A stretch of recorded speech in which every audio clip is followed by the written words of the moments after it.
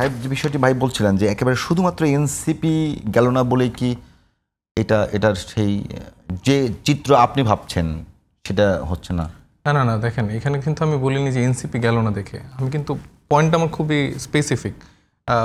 স্বাক্ষর দেওয়ার ক্ষেত্রে কিন্তু কোনো আমরা আপত্তি বা কিছু বলছি না, আমরা বলছি যে আইনি ভিত্তির জায়গাটা এটা জাস্ট যেটা সবার সাথে আলোচনা হয়েছে এবং সবাই একমত হয়েছে যে একটা আদেশের মাধ্যমে, সেটা হচ্ছে যে গণভোটের মাধ্যমে যারা সিলেক্টেড হবে, যেই টেক্সটটা সেটা শুধু উল্লেখ করার কথা আমরা বলেছি। আমরা কিন্তু আর কোনো কিছুতে দ্বিমত একমত এরকম কিন্তু জায়গা নেই। এটা ক্ষেত্রে সমস্যা কি? মানে উনি তো বলছেন যে ৮৪টা পয়েন্টে সবাই একমত হয়েছে, বা সেটার আইনি ভিত্তির কথা উল্লেখ থাকলে কি কোনো সমস্যা? মানে এটা কি বিএনপি কোনো বড় সমস্যা হিসেবে দেখছে? মানে আমরা কেন বারবার ৯০ রেফারেন্সগুলো টানতে পারি? না না, আইনি ভিত্তি আমাদের ৯০ আমি একটু বলে নেব প্রক্রিয়াটা কি, আমি একটু বলে নেব ৯০ রেফারেন্স আমরা বারবার কেন টানতে পারি? কারণ হচ্ছে যে তারা কোনো না কোনোভাবে এই ৩ জোটের রূপরেখার জায়গাটা ফেল করেছে। সেই সময়েও ধরেন ভাইরা সম্ভবত তখন ছাত্র নেতারা ছিলেন এবং তারা এই আন্দোলনটা করেছে, এরশাদের পতন ঘটিয়েছিল, কিন্তু তারাও কিন্তু মানে আস্থা রেখেছিল সে সময়ের ৩টি রাজনৈতিক দলের উপরে। তো তারা কিন্তু সেই আস্থার প্রতিদান দেয়নি বিধায়ী মানে আস্তে আস্তে জিনিসটা এরকম কলাপস করেছে। তো সেই জায়গাতে ঐতিহাসিকভাবে তাদের একটা দায়ের জায়গা তৈরি হয় এবং আমরা এখন বসে আমরা তরুণরা, তাদের হাঁটুর বয়সী ছেলে মেয়েরা হচ্ছে যে তাদেরকে কোশ্চেনটা করার সুযোগ পাচ্ছি। নিশ্চয়ই ২০ থেকে ৩০ বছর পর আমরা যদি আজকে স্বাক্ষর করতাম সেই জায়গাটায়, ২০ থেকে ৩০ বছর পর তো অন্যান্য যে তরুণরা আসতো তাদের তো একটা সুযোগ থাকতো যে আমাদের কেন এই কোশ্চেনটা করার, যে আপনারা তো জুলাই স্পিরিটের সাথে যেটা নিয়ে আপনারা রাজনীতি করছেন, যেটা নিয়ে এরকম ক্ষমতার কাছাকাছি আপনারা যাচ্ছেন, আপনাদের মানুষ অ্যাকসেপ্ট করছে, তাহলে আপনারা এইটার জন্যই মানে কোনো কাজ করলেন না, এটার জন্য ফাইট করলেন না? তো সেই জায়গা থেকে আমরা সেই ফাইটটা করছি। আমরা দেখলাম যে সনদের যে স্বাক্ষর অনুষ্ঠান সেখানে একটা কথা এসেছিল যে কিছু কিছু রাজনৈতিক দল তারা তাদের পক্ষ থেকে কথা হয়েছে, তারা তাদের দাবি না মানলে ওখানে অংশগ্রহণ করবে না। এক পর্যায়ে কথা আসলো যে তারা যাবে কিন্তু স্বাক্ষর করবে না। এরপরেই আপনাদের আহ্বায়ক নাহিদের একটা বক্তব্য এসছে ওই দলকে নিয়ে একেবারে যে তারা প্রতারণা করছে। মানে এই ঘটনা কি কোনো সম্পর্ক আছে কিনা দুইটা ঘটনার মধ্যে? না, মানে আমি যেহেতু প্রথমে উল্লেখ করলাম যে বিএনপি জায়গায় বিএনপি স্ট্যান্ড ক্লিয়ার, এনসিপিটা তো ক্লিয়ার ছিল, মানে এনসিপি এটার বাস্তবায়নটা চাই। আর বিএনপি দুই রকম টাইপের, যে তারা কাজও করছে, সামনে সরকার আসলে এটা হবে, না হইলে হবে, কিছু জটিলতার জায়গা তারা সেটা মানুষ বুঝতেছে। কিন্তু জামাত যেভাবে হচ্ছে নিম্নকক্ষের পিয়ারের জন্য মানে একদম ফাইট করতেছিল যে এটা না হলে তারা করবে না, বা এটা হতেই হবে, তো সেই জায়গায় হঠাৎ করে আমরা দেখলাম যে তারা আসলে সেখানে স্বাক্ষরও করলো এবং পরবর্তীতে স্বাক্ষরের পরে তাদের বিশিষ্ট আইনজীবী শিশির মনির সাহেব উনি সহ তাদের বক্তব্যগুলাও বারবার দেখছি যে পোস্ট করেছে, সেটার মধ্যে ৩-৪ বার এডিট আসছে। মানে একবার লিখছে এটা হতেই হবে, আবার লিখছে না হলে হবে, আবার ওই কথাটাই একবারে চলে যাচ্ছে। তো তাদের নিজেদের ক্ল্যারিটি নাই। এবং তাদের মধ্যে আবার আমরা দেখলাম যে তাদের আরেকজন নেতা বলল যে যদি এটা মানে নিশ্চয়তা না পাওয়া যায় তাহলে তারা স্বাক্ষর উইথড্র করবে। তো এই একই সাথে যে দ্বিচারিতা, মানে এক এক রকম স্টেটমেন্ট বদলাচ্ছে, এইটা তো আসলে পুরো জাতির সাথেই প্রতারণা করা। কারণ ঐতিহাসিকভাবে জামাতের যে রাজনৈতিক গ্রাউন্ড বা জামাতের যে রাজনৈতিক স্ট্যান্ড, সেখান থেকে তারা একটা পরিবর্তনের চিত্র মানুষকে দেখানো শুরু করেছিল। কিন্তু বাংলাদেশের জনগণ কিন্তু অলরেডি আসলে বুঝতে পেরেছে যে জামাতের জায়গাটা কীরকম, বা তারা আসলে কীভাবে রাজনীতিটা করতে চায়। তো আমার মনে হয় যে রাজনীতির জায়গা থেকে নিজেদের স্ট্যান্ডটা ক্লিয়ার থাকা খুবই জরুরি। মানুষের জন্য যদি আমি রাজনীতি করতে চাই সেটা সবসময় আপোষহীনভাবেই করা উচিত। মানে রাতে একরকম কথা বললাম, দিনের একরকম কাজ করলাম, তো সেটা আসলে জাতির সাথে প্রতারণাই বলা যায়।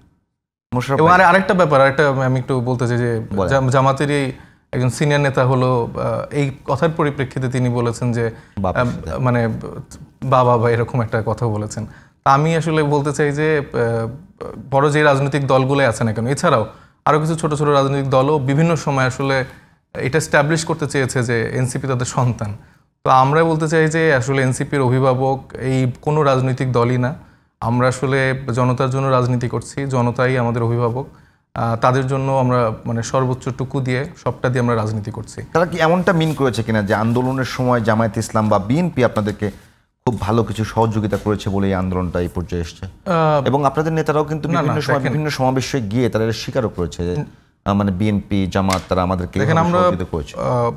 মানে অভ্যুত্থানের পরবর্তী সময়ে যে ঐক্যবদ্ধ একটা বাংলাদেশের রূপরেখার জায়গা থেকে আমরা কাজ করে গিয়েছি এবং আমরা চেষ্টা করেছি প্রত্যেকটা রাজনৈতিক দলকে সেই সম্মানটা করতে, এবং আমরা চেয়েছি যেন তাদের জায়গা থেকে তারা যেন গুরুত্বপূর্ণ ভূমিকা পালন করতে পারে বাংলাদেশ গড়ার ক্ষেত্রে।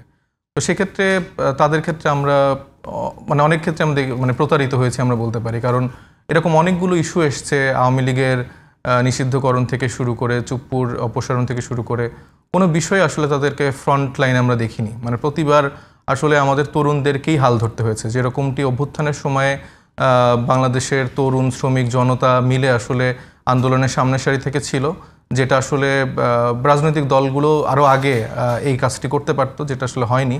তো যখন তাদের ফেলারের জায়গা থেকে এই মানুষগুলো দায়বদ্ধতার জায়গা থেকে সামনে থেকে আসে, তো পরবর্তীতে তারা এক্সপেক্ট করে যে হ্যাঁ, এতদিনের সাংগঠনিক কাঠামোওয়ালা এসব রাজনৈতিক দল যাদের বিস্তৃতি পুরো বাংলাদেশ ব্যাপী, তাদের তো ভূমিকাটা আরও ভালো থাকবে।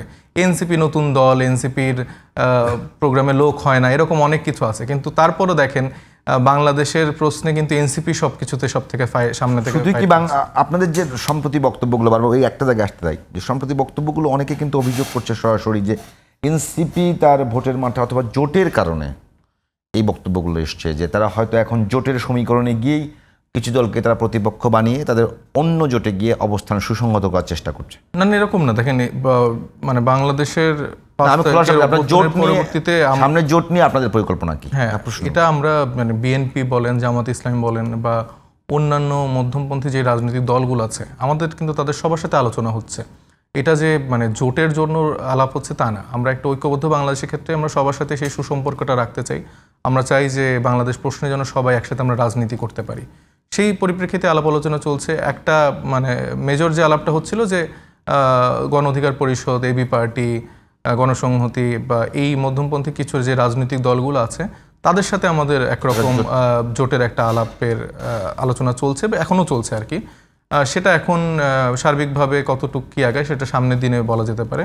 এছাড়া বিএনপি, জামাত ওনাদের সাথেও আমাদের রাজনৈতিক আলাপ আলোচনা চলছে, কিন্তু স্পেসিফিকভাবে নির্বাচনী জোট বা এরকম কোনো আলাপের দিকে এখনো দেখেন স্যার, মানুষ কিন্তু জানতে চায় আসলে, মানে জোটের বিষয়ে মানুষের একটা আকাঙ্ক্ষা থাকে। আর আমরা সাংবাদিকরা প্রশ্ন করে থাকি যে সামনের নির্বাচনে এনসিপি আসলে জোট করলে আসলে কাদের সঙ্গে জোট করতে পারে? আমি তো বললাম যে মধ্যমপন্থী যেই রাজনৈতিক দলগুলো আছে মানে তাদের সাথে। জামাত কি মধ্যমপন্থী? সেটা তো আপনারা ভালো বলতে পারবেন। আপনাদের বিবেচনায়? আমাদের বিবেচনায় আমি দলের নামগুলো বলেছি, গণ অধিকার পরিষদ, তারপরে এবি পার্টি, গণসংহতি, এই যে রাজনৈতিক দলগুলো আছে যারা অনেকদিন ধরে আসলে রাজপথে ফাইট করে যাচ্ছে। তো আমরা চেয়েছি যে এদের সমন্বয় ঘটিয়ে যদি একটি জোটের জায়গা তৈরি করা যায়, সেটা এখনো আলাপ আলোচনা সাপেক্ষে চলছে। এখন সামনের সময় বলা যেতে পারে। এখন নির্বাচনের জোটের থেকেও আমাদের কাছে মুখ্য বিষয় হচ্ছে যে জুলাই সনদের বাস্তবায়ন, ওইটার বাস্তবায়নের প্রেক্ষিতেই আসলে নির্বাচনের আলাপগুলো আসবে। না, একটা বিষয় একেবারে যদি মানে আমি বারবার বিষয়টা মানে জানার জন্যই বলতেছি যে এটা কি মোটামুটি শিওর যে মধ্যমপন্থী দলগুলোর সাথে জোট করলে, জোট যদি করে তাহলে এনসিপি মধ্যমপন্থী দলগুলোর সাথে করবে? না, আমি তো বললাম যে এটার আসলে কোনো এক্স্যাক্ট উত্তর এখনো দেওয়া সম্ভব না, কারণ নির্বাচনের আলাপ আলোচনা এখন আমরা এরকম করে শুরু করিনি। 4 মাস বাকি আছে সময়। 4 মাস কত? 2 মাস। আমরা বলছি যে জুলাই সনদের বাস্তবায়নের ওদিকে 2 মাস, এদিকে 2 মাস। 2 মাস তো চলবে তখন ইলেকশন রানিং চলবে, তার মানে 1-2 মাস, তফসিল ঘোষণা 1.5 মাস। জি। আমাদের মানে ধরেন সাংগঠনিকভাবে তো আমাদের একটা স্ট্রাকচার্ড রাজনৈতিক দল হিসেবে আমরা কাজ করছি। আমাদের প্রত্যেকটা কাজের জন্য আলাদা আলাদা সেল আছে।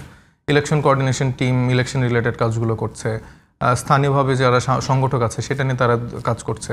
তো মানে আমাদের কাজগুলো ভিন্ন ভিন্ন ফরম্যাটে এগিয়ে যাচ্ছে, কিন্তু নির্বাচনের আলাপের জায়গাটা থেকে আমরা হচ্ছে যে জুলাই সনদের বাস্তবায়নের জায়গাটা নিয়ে কাজ করছি। কারণ আপনারা বাস্তবায়ন নিয়ে কোনো সুরাহায় না আসতে পারেন, সেক্ষেত্রে সেটা কি নির্বাচনে গিয়ে কোনো প্রভাব পড়বে? ডেফিনেটলি পড়বে। আমরা তো আসলে এটার বাস্তবায়নের পরিপ্রেক্ষিত তৈরি না হলে নির্বাচনের জায়গাটা তো আসলে আসতে পারে না। সেটা দেখবেন যে জনগণই কিভাবে উত্তর দিচ্ছে তখন। মানে এটা তো হয় না। আপনি মানে এটা তো একটা খুব হাস্যকর একটা ব্যাপার হয়ে যাবে যে 17 বছর 20 বছর ধরে যেই সিস্টেমে আপনি রাজনীতি করলেন, যে সিস্টেমে আপনি ইলেকশন করলেন, সেটা সেম জায়গা রেখে আপনি এত মানুষকে তাহলে শহীদ কেন করলেন? এত মানুষকে তাহলে কেন আহত করলেন? দরকার ছিল না তো। তাহলে তো আপনারা ওইভাবেই সম্ভবত 2026 বা 25-এ ভোটটা হতো, ওইভাবেই ইলেকশনটা করতেন।